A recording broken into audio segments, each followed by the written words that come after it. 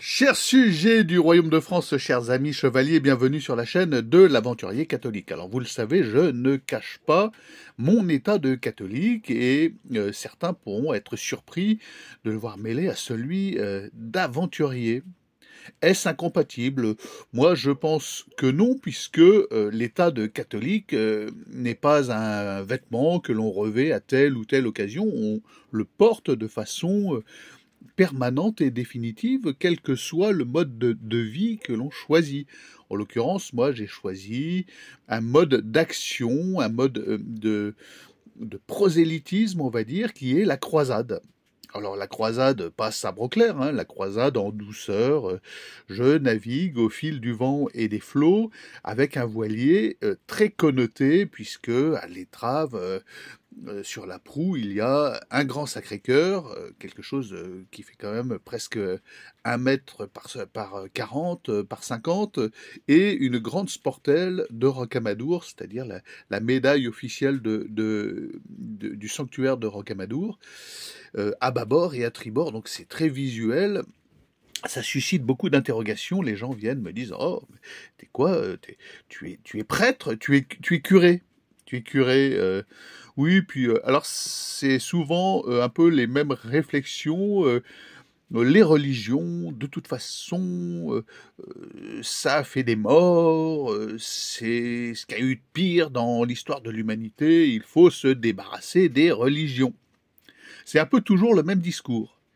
Voilà. Et le fait d'arborer de manière claire, sans rien cacher, mes tendances personnelles à adhérer au catholicisme, engage ce genre de discussion et ça tourne un petit peu en rond. C'est toujours un peu la même chose.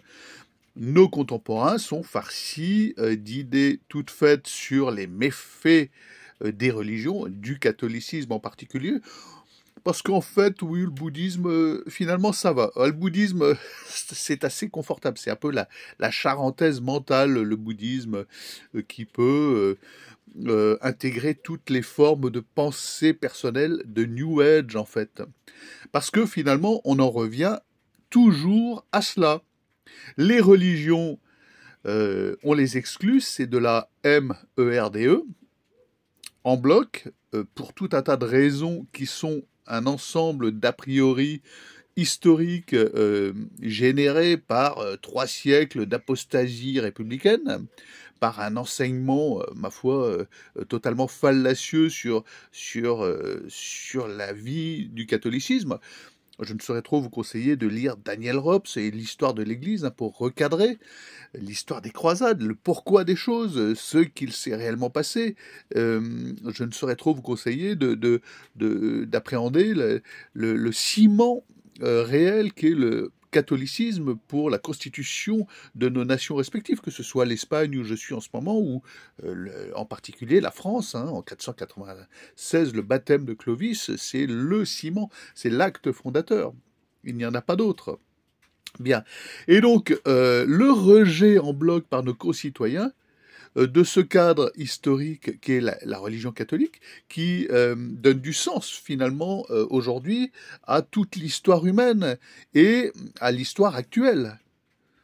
Voir les choses sous le prisme du catholicisme donne du sens, un sens réel à ce que nous vivons actuellement, qui est, le fait est, fondamentalement antéchrist.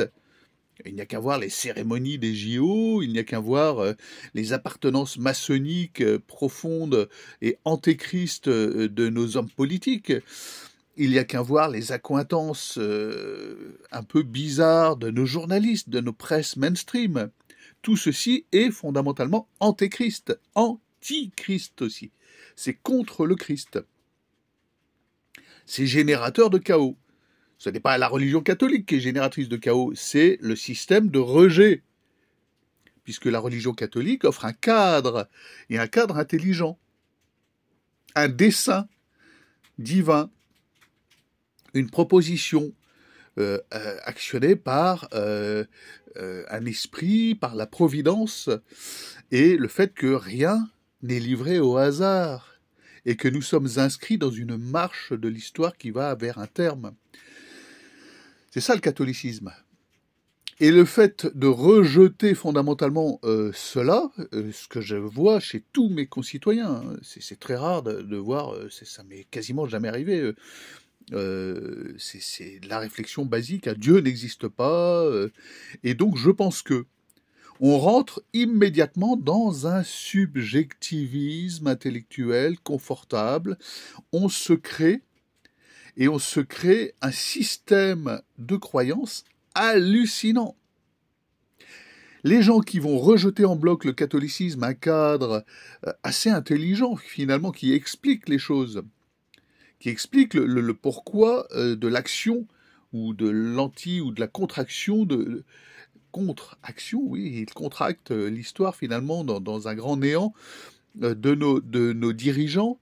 Le fait de rejeter ça conduit à se créer un système de croyances qui dépasse de loin comment expliquer ça, croire en ce en quoi croient ceux qui rejettent le catholicisme, c'est totalement incroyable. Ça crée un système de pensée, je sais pas, des années-lumière de ma capacité de croyance à moi. C'est du grand n'importe quoi intellectuel. Et finalement, la plupart des gens sont perdus, paumés dans ce système construit actuellement par nos grands républicains, nos grands francs-maçons, nos grands ésotéristes, parce que eux sont en référence au diable, de manière très claire, de manière assumée. Hein, la bête de l'événement est déjà là, etc., etc. Et il y a de nombreux signes clairs, verbaux, même dans le langage, dans le langage corporel, d'appartenance à une secte diabolique vouée au diable et antéchrist. Et donc nos concitoyens, par rapport à ça, ils sont perdus. Ils sont complètement démunis. L'apostasie de cette explication du monde, de cette valeur du monde profonde, intelligente qu'offre le catholicisme, fait que le monde actuel nage en pleine mélasse. Il est totalement perdu, désemparé, paumé, à la dérive, pour employer une métaphore maritime. Moi je suis fasciné par le subjectivisme intellectuel de mes contemporains, de tous ceux qui viennent m'aborder en me disant « Mais tu es quoi, toi, t'es un curé ? T'es catholique ?» Mais les catholiques, oh, c'est dépassé. Mais c'est dépassé par quoi? C'est ça la question. C'est dépassé par quoi? Qu'est-ce que tu offres à toi comme système de compréhension du monde? Ben, il n'y en a pas. On est dans le néant. On est dans le non-sens total. C'est impressionnant. Ces gens qui rejettent une vision intelligente, parce que ce n'est pas qu'une affaire de croyance, de foi, le catholicisme. Ça touche profondément les intelligences, ça touche mon intelligence. Moi, personnellement, comprendre l'histoire de l'humanité à travers le prisme de l'histoire chrétienne, de l'incarnation du Verbe, de la naissance de Jésus-Christ par l'Immaculée Conception, ça m'ouvre au sens avec un grand S. Ça m'offre une perspective parfaitement claire et limpide sur ce qui se passe aujourd'hui.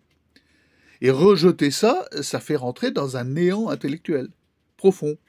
Et tous ceux qui le rejettent ou qui prétendent le rejeter, qui vont commencer par vous affirmer « Dieu n'existe pas de toute façon, mais quand même, je crois que nous ne sommes pas là par hasard. » Parce que le hasard, quand même, tout de même, c'est une croyance importable, insupportable intellectuellement. Puisqu'on voit bien que les choses actuellement se déroulent selon un plan. Que ce soit un plan divin, qui est difficile à percevoir parce que y a des permissions actuellement. Les ennemis du Christ ont carte blanche, ont le champ libre et c'est difficile à comprendre, mais un plan diabolique. Ces gens-là obéissent à un plan. D'ailleurs, il n'arrête pas de nous répéter le plan de Davos, les échéances 2033, etc., etc. Ils ont un plan. Ces gens-là obéissent à des ordres. Ils obéissent à un planning. Ils ont un plan quinquennal. Ils ont un plan de destruction. On voit bien qu'actuellement, ils sont en pleine destruction de ce qui est, du réel. Bon. Alors, à mon avis, moi, personnellement, cette permission divine leur est actuellement retirée et on les voit patauger et incapables de réaliser quoi que ce soit. Ça, c'est un fait actuellement. Et on voit la nature, la Terre, la planète, les éléments reprendre du pouvoir. Hein, quand on voit toutes ces péripéties orageuses, ces tornades, ces éléments qui sont imprévus, qui se déchaînent, ces pluies torrentielles, etc. La nature même manifeste l'absence totale de pouvoir de ces gens-là. Voilà. Par leur adhésion à Satan et par le fait que, eh bien, aujourd'hui, là, clairement, Dieu leur a ôté le pouvoir d'agir et de nuire. Alors, ils nuisent de fait par leur présence. Voilà, tous ces Barnier, Attal, tous ces gens-là, sous la coupe de Macron, lui-même sous la coupe de maîtres parfaitement conscients de leur allégeance à Satan. Cette présence même nuit et fait que ça va pas bien, les choses vont mal.